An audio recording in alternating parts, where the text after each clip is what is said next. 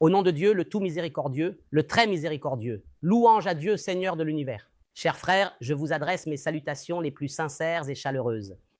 Dans cet épisode suivant, nous poursuivons la discussion entamée dans l'épisode précédent, à savoir le concept du cœur, de la poitrine et de l'esprit.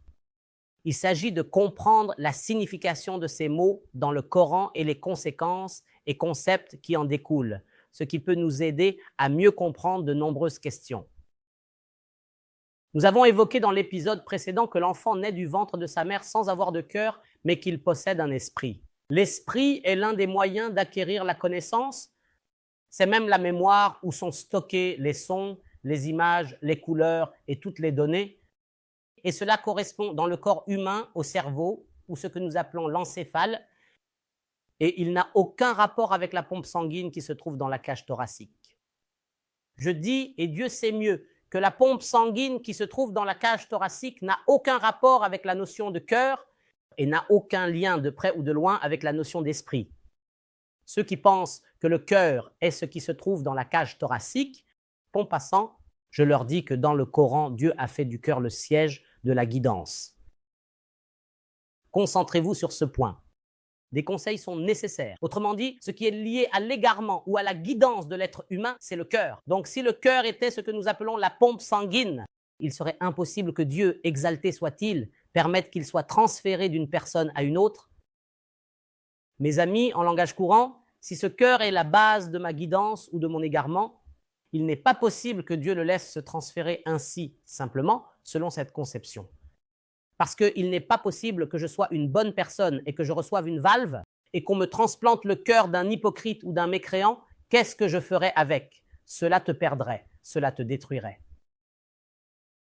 Le simple fait que cet organe puisse être transféré d'une personne à une autre, sache qu'il n'a aucun lien avec la guidance, ni avec la réflexion, ni avec l'égarement, ni avec la piété. Parce que cela concerne le destin du paradis ou de l'enfer. C'est pourquoi je vous dis que ce cerveau est impossible à transplanter d'une personne à une autre. Il a même été scientifiquement prouvé que même les cellules mortes du cerveau ne peuvent pas se régénérer. Alors imaginez les transplanter. Et récemment, nous avons entendu un grand bruit mondial à propos de l'équipe russe qui tente de transplanter une tête sur une autre ou de transférer entièrement la tête avec le cerveau d'une personne à une autre. Je ne me suis pas intéressé à cette affaire et j'étais allongé sur le dos. Je leur ai dit franchement, par Dieu, je vous jure que cette opération ne réussira pas. Même les frères me disaient, comment ça l'homme? La science a évolué, tu sais. Je leur ai dit, les amis, voilà une tête d'un croyant et voilà une tête de croyant. Comment Dieu permettrait-il qu'ils échangent alors que le destin de chacun est le paradis ou l'enfer? Cette opération ne réussira pas. Et regardez comment le monde entier est resté silencieux sur cette question. Je vous demande, qu'a donc fait l'équipe russe en transférant un cerveau dans un autre cerveau? Laissons de côté cette question et ses sophismes. Poursuivons la discussion. Ainsi, le cœur, mes frères, c'est un processus lorsque ce cœur devient capable de retourner les données. C'est là qu'on l'appelle cœur, car sa fonction est de retourner, de transformer. Tu as des données stockées dans le cerveau et lorsque tu les examines, les analyses et en choisis un certain aspect, puis tu fais le lien, tu l'intègres. Vous connaissez le mot incarcérer, l'intégrer. L'intégrer, cela signifie la retenir, la garder. Tu la relis, cette analyse. Ce résultat devient pour toi une conviction de foi qui se traduit par un comportement actif. Le processus se déroule ainsi. Tu stockes des informations. Vient ensuite la fonction de l'examen, qui est précisément le rôle du cœur, al-fu'ad. Il analyse et examine. Il passe en revue les données. Il en choisit un résultat précis. Il retient ce résultat. Il le relie. Il l'intègre. Il le saisit. C'est cela le concept de l'intellect. Il relie ce résultat qu'il a choisi et cela devient pour l'être humain une conviction de foi qui se traduit par un comportement extérieur.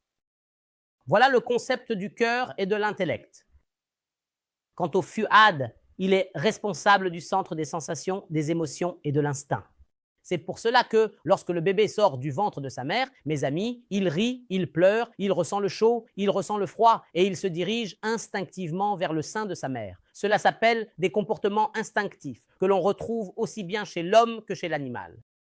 La vache a aussi un cœur, le mouton aussi a un fuad, mais il n'a pas de cœur. Il n'a pas de cœur. Ainsi, la vache reconnaît son petit. Et l'oiseau reconnaît son nid parmi des millions de nids. Grâce à quoi? À travers le cœur, l'horloge biologique. Donc, le fuad est un réservoir d'informations partagé entre l'homme et l'animal. Quant au cœur, il est réservé à l'être humain seulement. Alors, que faisons-nous avec le verset qui dit « Ce ne sont pas les yeux qui s'aveuglent, mais ce sont les cœurs qui sont dans les poitrines qui s'aveuglent. » Le Coran dit donc que les cœurs se trouvent ici, dans la poitrine, et non ici comme tu le prétends, ô toi la dire kawi, doucement. Voyons donc ce qu'est la poitrine. Le problème est un problème de terminologie. Et le début de la sagesse, c'est la définition du terme. Qui vous a dit d'ailleurs que la poitrine est ce que nous appelons aujourd'hui la cage thoracique? Dans le prochain épisode, si Dieu le veut, nous découvrirons où se trouve la poitrine, où se trouve la tête, ce qui est une erreur et ce qui est correct. D'ici à ce que je vous retrouve, je vous laisse sous la protection et la garde de Dieu. Que la paix, la miséricorde et les bénédictions de Dieu soient sur vous.